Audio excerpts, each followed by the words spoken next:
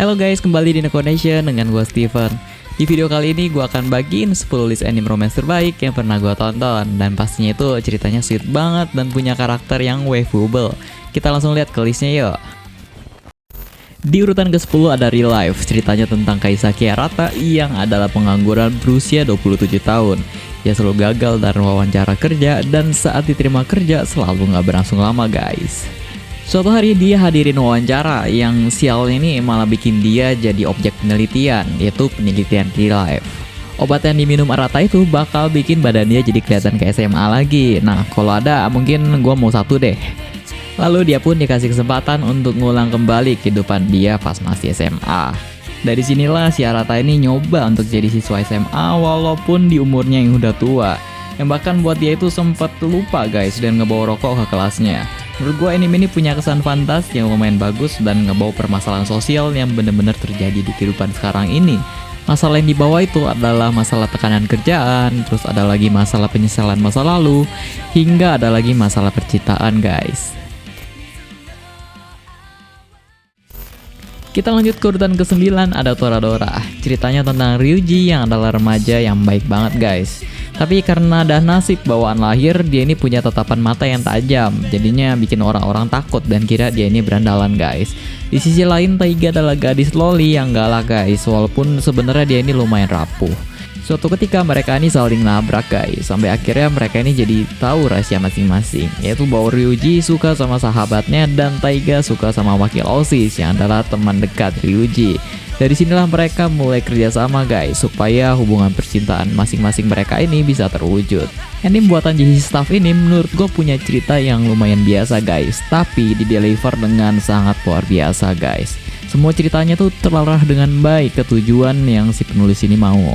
Dan pembawaan karakternya juga menurut gue tuh luar biasa bagus guys.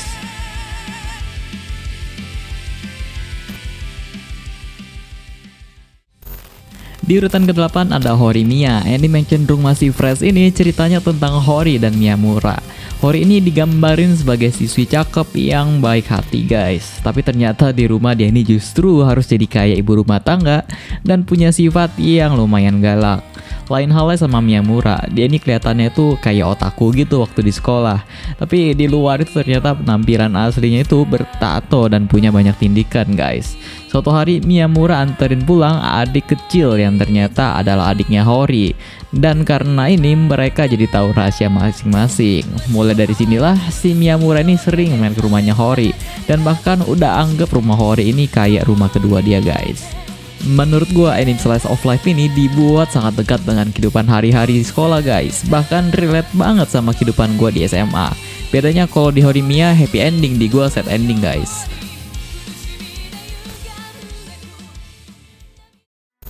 Di urutan ke-7 ada Spice and Wolf. Anime yang menurut gue itu lumayan menyentuh guys. Ceritanya tentang seorang pedagang keliling bernama Kraft. Waktu dia lagi berdagang ke desa Pasro, hari itu tuh ada festival pangan guys. Dan tiba-tiba dia tuh nemuin gadis yang punya ekor dan telinga serigala di gerobak dia. Gadis ini tuh bernama Horo yang dianggap dewa pangan di desa itu. Namun sekarang orang-orang itu udah mulai nggak butuhin dia lagi guys, karena mereka tuh udah mandiri.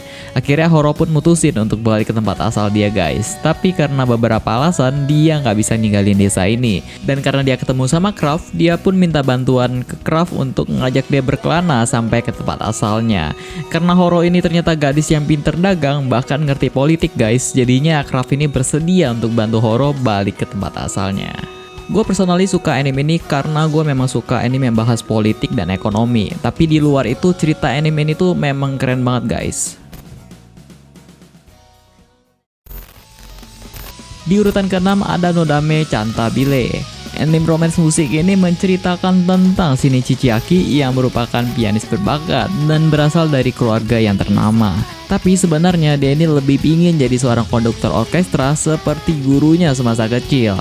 Shinichi ini orang yang lumayan arogan di kampusnya, sampai-sampai dia nggak akuin guru di sana. Sampai suatu hari dia ketemu dengan gadis bernama Megumi Noda, yaitu seorang pianis dengan permainan yang indah banget. Dari sinilah mereka mulai bersama, dari ditempatin di kelas yang sama, bahkan mereka ini tinggal di apartemen yang sama guys. Anime ini menurut gue anime yang punya cerita yang lumayan menghibur dan romantis guys, dan cocok banget untuk kalian yang suka musik. Bahkan saking populernya Noda Cantabile, bahkan ada juga versi manga dan live actionnya guys, yang kalian juga nggak boleh lewatin.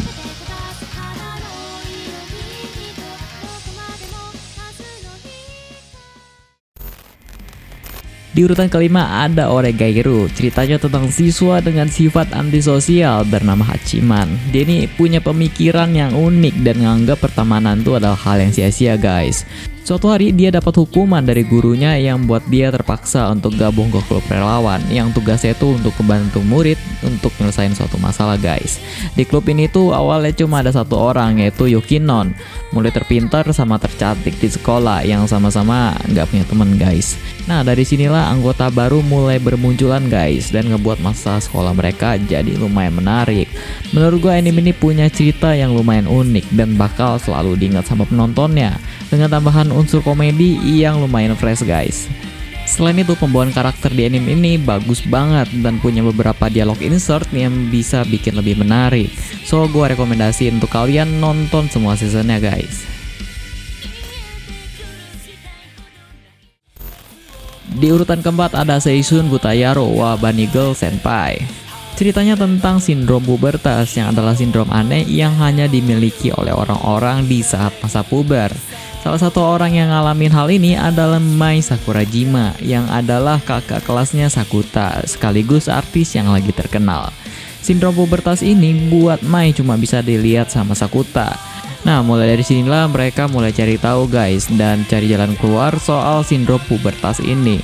Ternyata selama mereka cari tahu tentang sindrom pubertas ini, mereka juga nemuin beberapa gadis lain yang punya sindrom pubertas. Menurut gua plot di anime ini tuh lumayan menarik guys karena punya konflik yang berkaitan sama hal supranatural.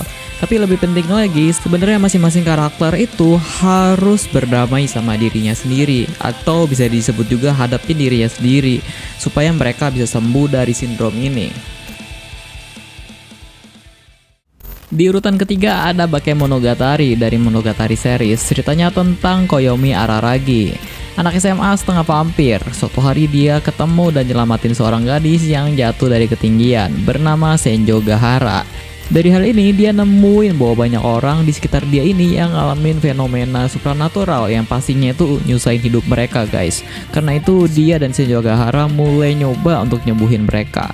Favorit gue di sini sih udah pasti Tsubasa Cat guys.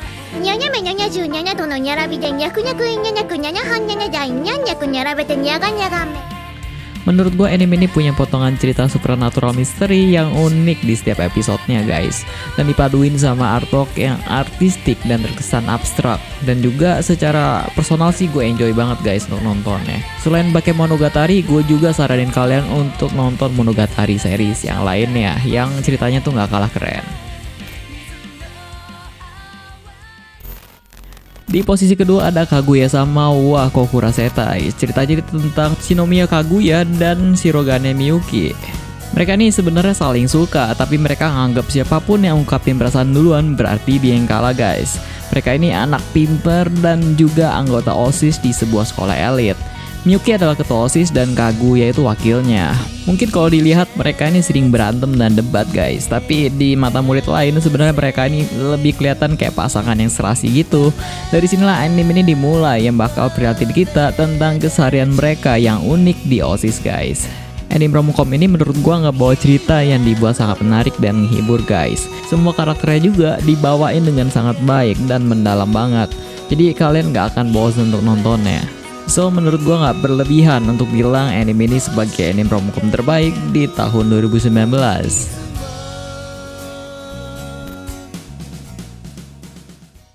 Dan di urutan pertama ada Shigatsu Kimi no Uso, anime yang juga jadi peringkat pertama di list anime terjadi. Videonya bisa kalian tonton di atas. Ceritanya tuh tentang Arima Kousei yang sudah jadi pianis jago sejak dia kecil. Dia juga selalu menangin penghargaan dalam bermusik. Namun suatu saat ibunya yang juga adalah guru pianonya meninggal. Selama hidupnya ibunya mengajarkan Arima dengan keras soal piano. Yang akhirnya setelah kematiannya buat mental Arima ini hancur dan terkadang dia nggak bisa dengar suara piano.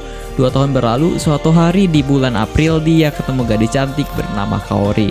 Kaori ini adalah pemain violin yang bermain dengan gayanya sendiri, yaitu ya semau-maunya gitu. Tapi permainan violin Kaori ini buat Arima jatuh hati, yang akhirnya bikin Arima punya tujuan hidup yang baru. Anime romance bernuansa musik ini menurut gue punya alur cerita yang bagus banget guys, dengan ending yang lumayan dramatis. Thanks for watching guys. I hope you enjoy the video. Untuk membantu channel ini, kamu bisa kasih like dan share video ini. Dan kalau kamu baru di channel ini, kamu bisa subscribe channel ini untuk mendapat update konten berkualitas lainnya. Saya Steven Oyang, sampai jumpa di video berikutnya.